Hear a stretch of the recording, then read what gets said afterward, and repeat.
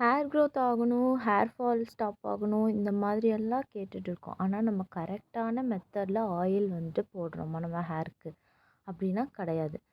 அதில் ஃபஸ்ட்டு வந்துட்டு ஹேர் க்ரோத்துக்காக நம்ம வந்து ஆயில் போட்டு மசாஜ் பண்ணியே ஆகணும். மசாஜ் ஏன் பண்ணுறோம்னா, ப்ளட் சர்க்குலேஷன் கரெக்டாக ஃபுல்லாக ஹேருக்கு கிடைக்கணும். ப்ளட் சர்க்குலேஷன் வந்துட்டு ஹெட்டில் கிடைச்சாவே ஹேர் க்ரோத் ப்ராப்பராக நடக்கும்.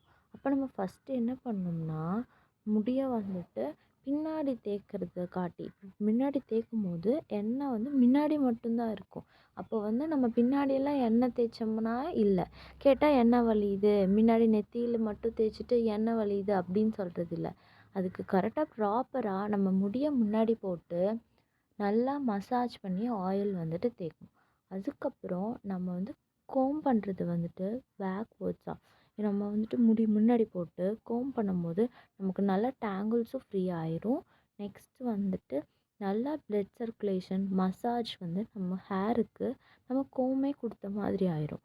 அப்போ நல்லா கோம் பண்ணக்கப்புறம் ஹேரை பின்னாடி போட்டு மறுபடியும் கோம் பண்ணிவிட்டு நம்ம டைப் பண்ணிக்கிட்டோம்னா ஹேரில் இருக்க ஆயில் வந்துட்டு அது ஆயில் வந்து நல்லா ஃபுல்லாக ஃப்ளோ ஆன மாதிரியும் இருக்கும். உள்ள ஆயில் வந்துட்டு நம்ம ஹேருக்கு போய் ஹேர் க்ரோத்தை இம்ப்ரூவ் பண்ணும். அதே மாதிரி ஸ்மிதா ஹேர் ஆயில் யூஸ் பண்ணிங்கன்னா உங்களுக்கு குளிர்ச்சி கிடைக்கும். குளிர்ச்சி கிடைக்கிறக்காட்டி நம்ம ஸ்ட்ரெஸ் ரிலீஃபாக இருக்கும். அப்போ ஸ்ட்ரெஸ்ஸுங்கிறது இருக்காது நம்ம லைஃப்பில். அப்போ டிப்ரெஷன் இருக்காது.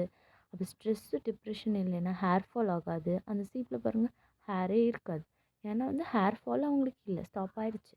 அப்போ ஹேர் ஃபால் ஸ்டாப் ஆகிடுச்சுனாவே ஹேர் க்ரோத் கண்டிப்பாக கிடைக்கும். நம்ம யூஸ் பண்ணுற இந்த இன்க்ரீடியண்ட்லாம் நீங்கள் யூஸ் பண்ணி செஞ்சது தான் இந்த ஹேர் ஆயில்.